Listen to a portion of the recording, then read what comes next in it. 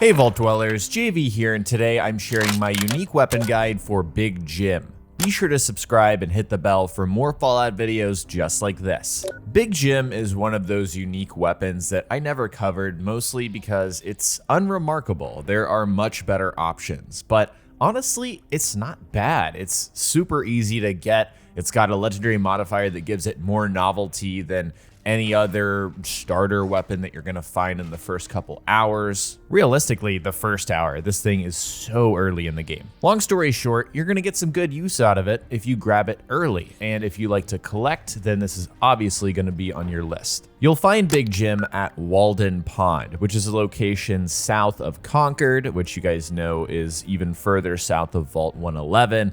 And west of Lexington. Again, very easy to get to this spot very early. It's not dangerous in the slightest. Maybe you'll find some ghouls, a few raiders roaming around. It's really a piece of cake to get to. Once you make it to Waldens Pond, the gift shop is the main attraction of this location on the map.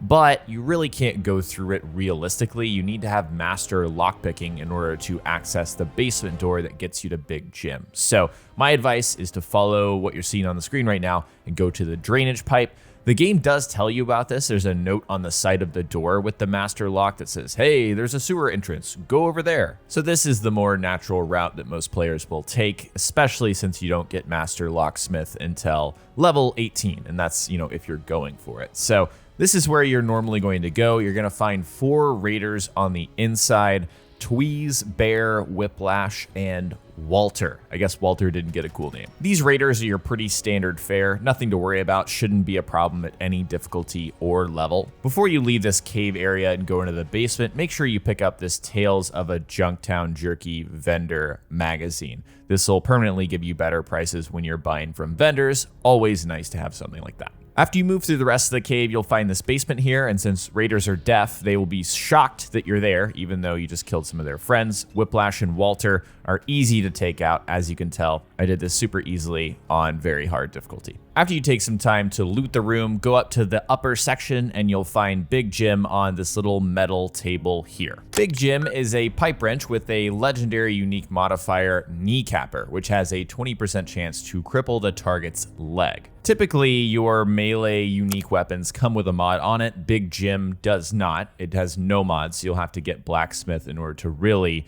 get the most out of Big Jim. As you guys know, with your melee characters, you need to invest in strength to increase the damage on these, as well as big leagues in order to unlock some special abilities and further buff that damage. Now taking a look at the modding at the workbench, once again, I really advise you guys get Blacksmith because that's where you get the value out of Big Jim.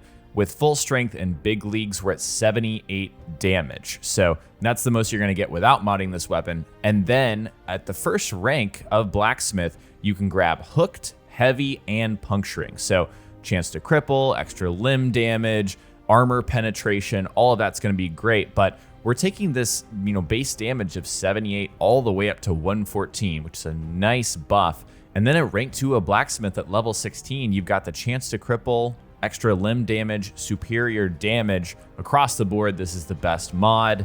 It just makes sense to put this on Big Jim. I think we all know that Big Jim is not your end game weapon. There are just so many other better options. The classic ones, Krem's Tooth, Pikmin's Blade, if we're talking about vanilla Fallout 4, those are just better than this. That's a fact. The biggest thing holding this guy back is the fact that it's a pipe wrench, and if all things are equal, you're gonna find much better medium speed weapons. We just talked about General CHAO'S Revenge. That thing is better because it's a Chinese officer's sword instead of a pipe wrench. Another thing that I don't love about it is crippling. Kneecapper is one of the worst legendary modifiers that I can think of off the top of my head. I think if you're on higher difficulties and you're forced to kite mobs around, like ghouls, for example, ghouls are great for crippling their legs because they jump at you, they go crazy. If you're on survival, you won't get infected or whatever from their hits. But 20% is not much, and until you get the mods on this thing, every 5 hits is just not going to make a big enough impactful difference for this to be a genuinely good melee option long term. The absolute best case for Big Jim is how utterly painless it is to get and how early you can grab it. As I showed to you guys,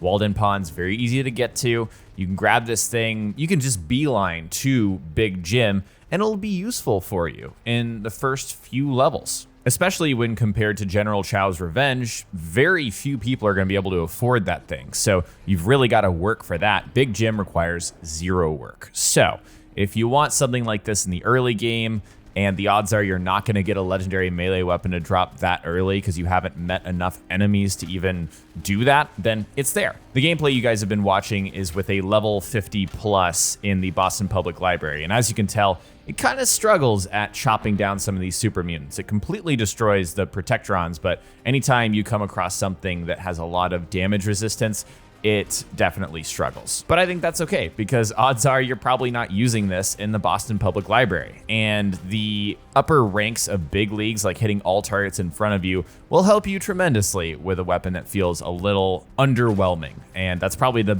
best word I can give you guys to take away from this video. Big Jim, it's underwhelming. All right, that is about it for Big Jim. Let me know in the comment section below. Have you grabbed Big Jim before? If you're just jumping into the game, what do you think about it? Do you plan on grabbing it? Is it worth your time? Or are you skipping this entirely? Share your thoughts in the comment section below. If you enjoyed the video, hit that like button and remember to subscribe and hit the bell so you don't miss another one. Check the description for links to my social media and to join my community Discord server. Thank you so much for watching, and I'll talk to you next time.